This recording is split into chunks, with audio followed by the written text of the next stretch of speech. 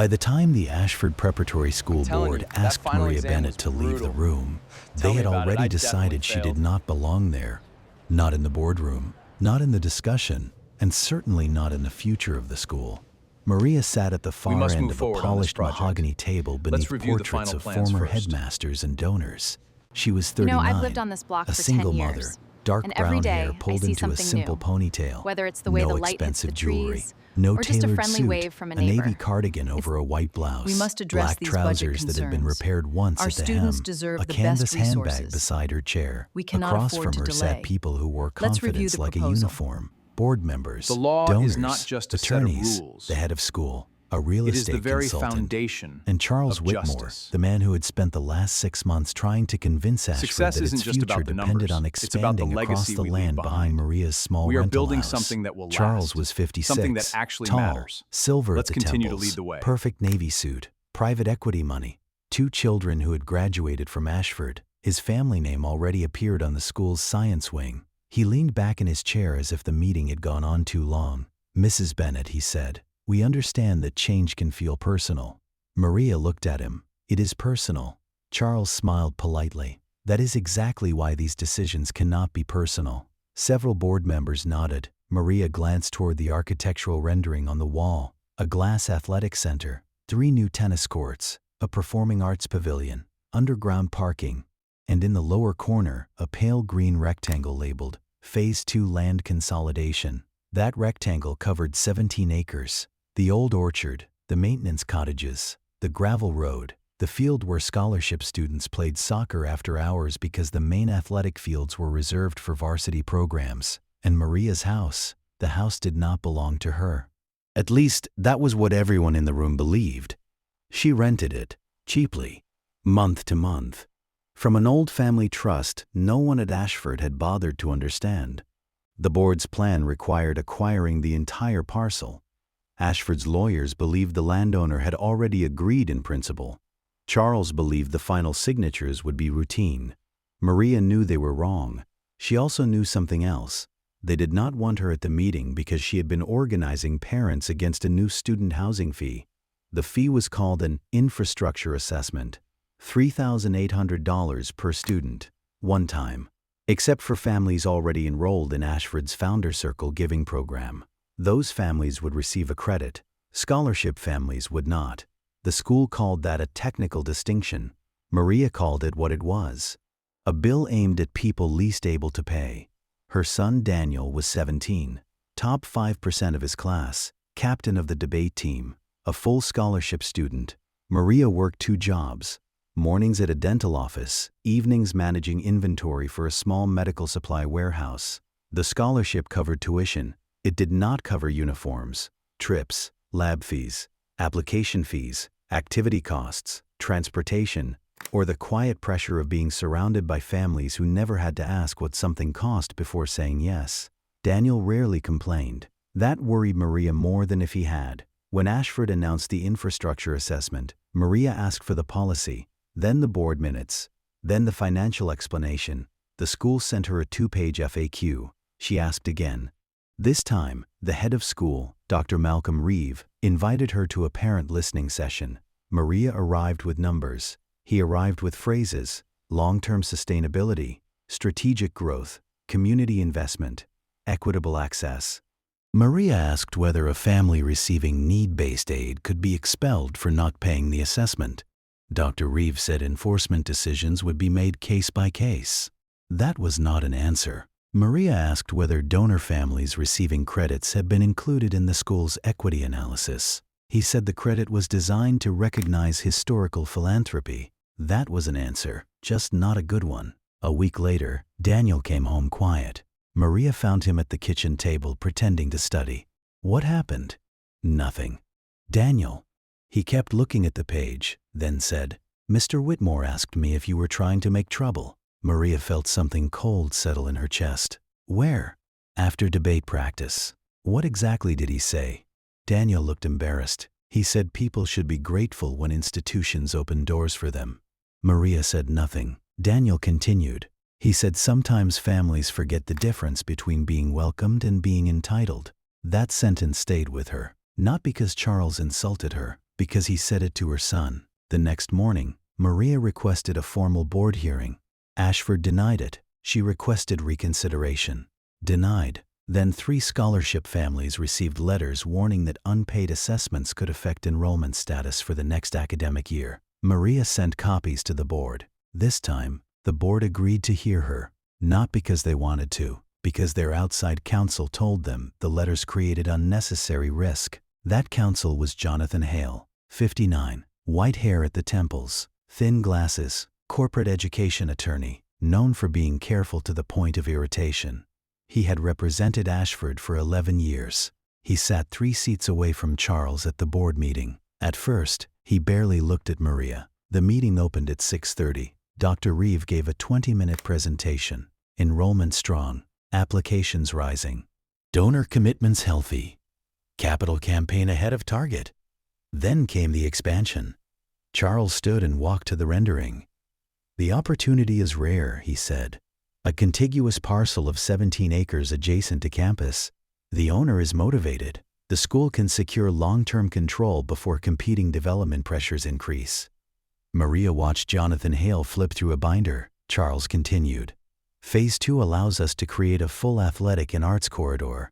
It also resolves the current service access problem and removes several outdated residential structures. Charles glanced at her. Those are the planning terms. One of them is my home. Your rental home. There it was. Small distinction. Sharp edge. Maria looked at the board chair. Eleanor Price, 70. Widow of a banking executive. Ashford alumna. Controlled voice. Mrs. Bennett, you'll have time to speak.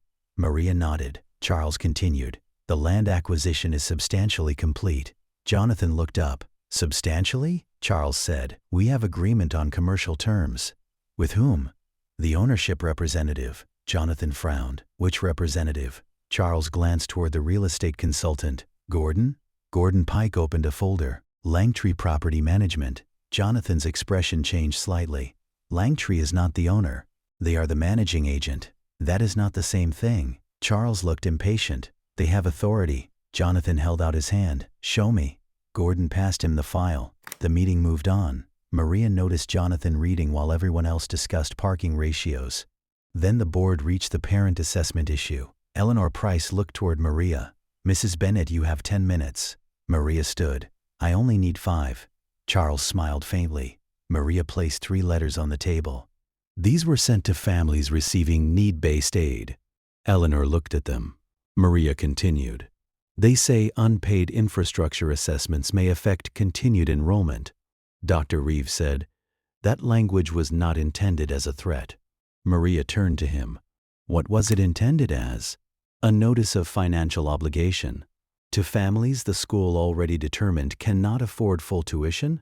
Reeve folded his hands. The assessment is separate from tuition. Maria nodded. Yes. That distinction matters. To accounting. She looked around the table. Not to a parent deciding whether to pay rent or keep their child enrolled. One board member, Thomas Bell, shifted. Charles said, with respect, Ashford cannot operate based on individual household circumstances. Maria looked at him. That is literally what financial aid does. A few people avoided eye contact. Charles leaned forward. Mrs. Bennett, the school has invested significantly in your son. Maria's face changed. Not much. Enough. My son earned his scholarship. No one said otherwise. You just did. Charles sighed. This is exactly the problem. Every policy discussion becomes moral accusation. No. Maria picked up one of the letters. This became moral when children were told their place depended on money their families do not have. Eleanor interrupted. Let's keep the discussion constructive. Maria nodded. Fine. She placed a spreadsheet on the table. I reviewed public filings, audited statements, and the campaign materials you sent donors. Charles gave a small laugh. Maria ignored him. The infrastructure assessment is projected to raise $1.9 million, the CFO said, approximately. Your capital campaign has $14.2 million in unrestricted commitments. Those funds support multiple priorities. Your board-designated reserve increased by $6.8 million over 3 years. The CFO looked toward Eleanor. Maria continued. You do not need this fee to remain solvent, Charles said. That is not your determination to make. No. She looked at him. It is yours. Silence. And you chose to exempt families who already give the most. Charles smiled. Philanthropy is not a punishment. Neither is poverty. That line landed harder than Maria expected. Even Jonathan Hale looked up from the land file. Eleanor said, "Mrs. Bennett, your time is nearly finished." Maria reached into her canvas bag. She removed a worn manila folder. Charles actually smiled. "What is that?" "Something you should have read before planning over my home." He looked amused. "Mrs. Bennett." Jonathan Hale spoke. "Let her finish." The room turned toward him. Maria opened the folder. Inside were photocopies of old deeds, a trust certificate, a survey, and a letter dated 1987. Charles leaned back. "Are we doing property history now?" Maria slid the top page toward Jonathan. "Yes." He took it. His eyes moved across the document, then stopped. He read the next page, then the next. Eleanor asked, "Jonathan?" He did not answer. Charles looked impatient. "What is it?" Jonathan held up one finger. He turned to Gordon Pike. "Where did Langtree get authority to negotiate?" Gordon said, "From the trust administrator." "Which administrator?" "Bennett Land Stewardship Trust." Jonathan looked at Maria, then back at the paper. "Who is current trustee?" Gordon flipped through his copy. "I'd have to check." Maria said, "You already have it." Jonathan's eyes stayed on her. Charles looked between them. "Can someone explain what's happening?" Jonathan leaned toward Eleanor. His voice was low, but the room was quiet enough that everyone heard him. "She owns the land." No one moved. Charles laughed. Not because it was funny, because he thought Jonathan had misspoken. "What?" Jonathan looked at Maria again. "Not personally." Maria nodded. Jonathan continued. "She is the controlling trustee of the Bennett Land Stewardship Trust." Eleanor stared. "What land?" Jonathan placed the survey in the center of the table. "The entire Phase 2 parcel." Silence. Charles stood. "That's impossible." Maria remained seated. "No." Charles pointed at Gordon. "You said Langtree had authority." Gordon looked pale. "They manage the property." Jonathan said, "Management authority is not disposition authority." He held up the trust certificate. "Sale, long-term ground lease, development easement, and institutional transfer require trustee consent." Eleanor looked at Maria. "You're the trustee?" "Yes." "How long?" 7 years. Charles stared at her. "You rent one of the houses?" "Yes." "From your own trust?" "Yes." "Why?" "Because the trust owns the house." "That makes no sense." "It makes perfect sense." Maria folded her hands. "The trust was created by my grandfather." She looked toward the old deed. "He owned the orchard, the maintenance cottages, and most of the land Ashford now uses for its west access road." Jonathan looked at the deed history. Maria continued. "In 1987, Ashford asked to buy the entire property." One older board member looked up. Maria said, "My grandfather refused." "Why?" Eleanor asked. "He believed the school would eventually expand until nothing affordable remained around it." Charles scoffed. "That is sentimental speculation." Maria looked at him. He wrote it down. Jonathan found the letter. He read silently, then passed it to Eleanor. Maria continued. "He agreed to give Ashford a perpetual access easement and a recreation license for part of the field." She looked at the board. In exchange, the trust charter required that the remaining residential cottages stay affordable for school employees, local families, or families connected to need-based scholarship students. Dr. Reeves' face changed. Maria nodded toward him. "Yes. My rent is low because it is supposed to be." Charles said, "That arrangement is decades old." "So is the trust." "Circumstances change. Then negotiate." "We did." "No." Maria looked at Gordon. "You negotiated with a property manager who has authority to collect rent and maintain buildings." Jonathan said, "She's correct." Charles stared at him. Jonathan continued, "Langtree cannot convey title." Charles sat slowly. Maria looked at the architectural rendering. "You drew buildings on land you never controlled." The room stayed silent. Eleanor finally asked the obvious question. "Would you consider selling?" Maria looked at her. "No." Charles exhaled sharply. "There it is." Maria turned. "There what is?" "This was never about the assessment. You're using land leverage to force school policy." Maria's expression hardened. "No. You walk in here with a secret title interest and suddenly—" "Secret?" She looked at Jonathan. Was the deed recorded? Yes. Was the trust certificate available? Yes. Was the survey recorded? Yes. She looked back at Charles. It was not secret. Charles said nothing. You didn't look. That was worse, because it was true. Jonathan closed the file. Eleanor asked Maria what she wanted. Maria looked at the 3 enrollment letters. First, suspend enforcement of the infrastructure assessment for every family receiving need-based aid. The CFO started to speak. Eleanor raised a hand. Maria continued. Second, stop using donor status in fee waivers. Charles said, that is not realistic. Maria ignored him. Third, no student enrollment decision should be influenced by whether a parent criticized school policy. Dr. Reeve frowned. Has that happened? Maria looked at him. My son was approached by a board member. All eyes moved toward Charles. He sat very still. Eleanor said, what happened? Maria told them, not dramatically. No embellishment. Charles had told Daniel people should be grateful when institutions open doors. He had suggested families sometimes confused being welcomed with being entitled. Charles interrupted. It was casual conversation. Maria looked at him. With a 17-year-old, I did not threaten him. You reminded him who had power. Charles stood again. This is outrageous. Jonathan Hale spoke. Sit down, Charles. The room froze. Charles looked at him. Jonathan had never used that tone with a board member. Charles sat. Jonathan looked at Eleanor. We need a closed session. Eleanor nodded. Maria gathered her papers. Jonathan said, Mrs. Bennett. She stopped. I think you should remain available. Maria looked at him.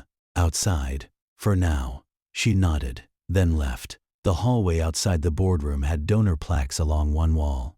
Whitmore Science Wing, Price Library, Bell Family Commons, names everywhere. Maria sat beneath them. 40 minutes passed, then an hour. At 8:45, Daniel texted, You okay? Maria typed, Still here, he replied. Did they listen? Maria looked at the closed boardroom door. Finally, she wrote, They heard me. At 9:12, Jonathan came out. Can you come back in? Maria stood. The room felt different. Charles was no longer at the table. Neither was Gordon Pike. Eleanor gestured to Maria's chair. Mrs. Bennett, the board has voted to suspend the infrastructure assessment pending full review. Maria sat. Eleanor continued. All enrollment-related language connected to non-payment will be withdrawn. Maria nodded. The donor credit? Also under review. Charles? Eleanor paused.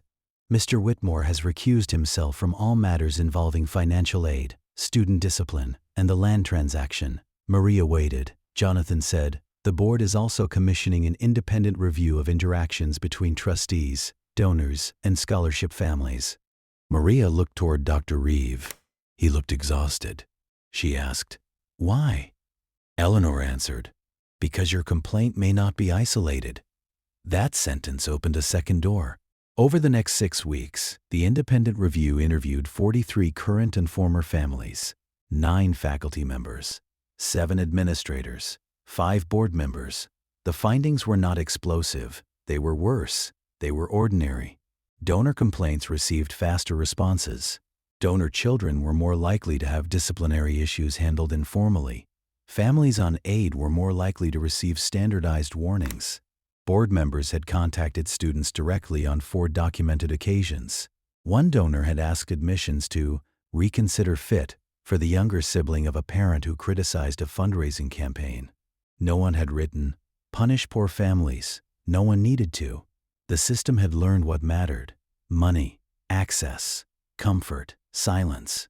The report used colder language, unequal institutional responsiveness, informal donor influence, inconsistent escalation practices, perceived retaliation risk among financial aid households.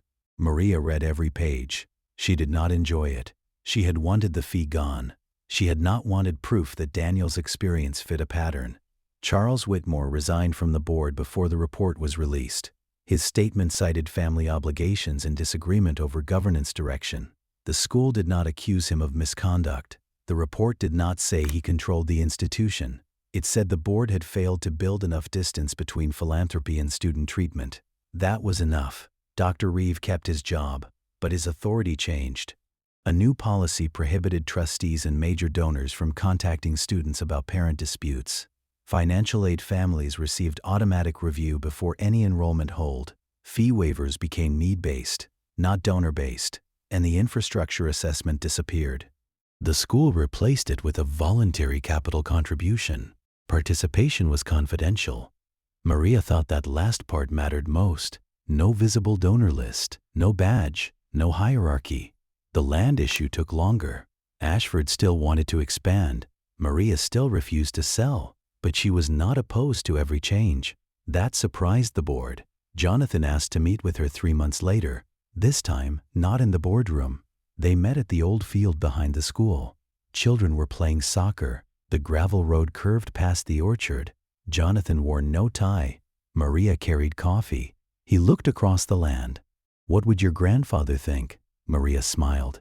He would ask what you offered. Jonathan laughed. Of course. The school had redesigned Phase 2, smaller athletic center, no underground parking, no demolition of the cottages. A long-term ground lease for 6 acres instead of a sale. The trust would retain ownership. Ashford would fund renovation of all residential cottages. Half would remain reserved for lower-income school employees. 2 would be available for scholarship families facing temporary housing instability. The field would remain community accessible during designated hours. Jonathan handed Maria the draft. She read it. 30 years? Yes. Renewal? Only by mutual agreement. Rent adjustment? Indexed. Development restrictions? Page 12. She smiled slightly. You're learning. I'm afraid of you.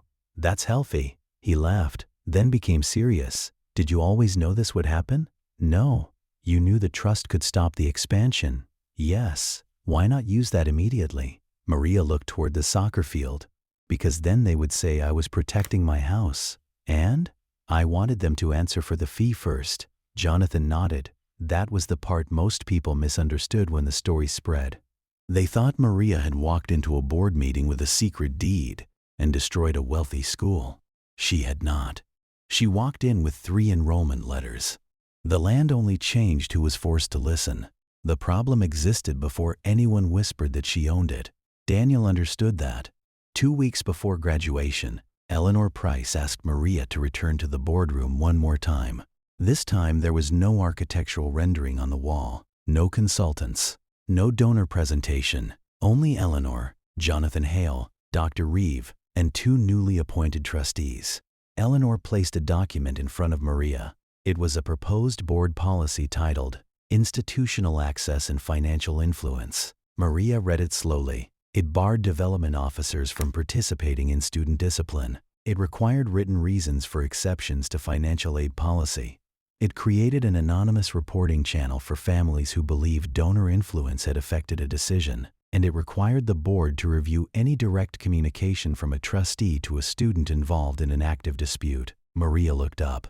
This should have existed already. Eleanor nodded. Yes. There was no defense in her voice. That mattered. Dr. Reeve said, we also want a parent representative on the affordability committee.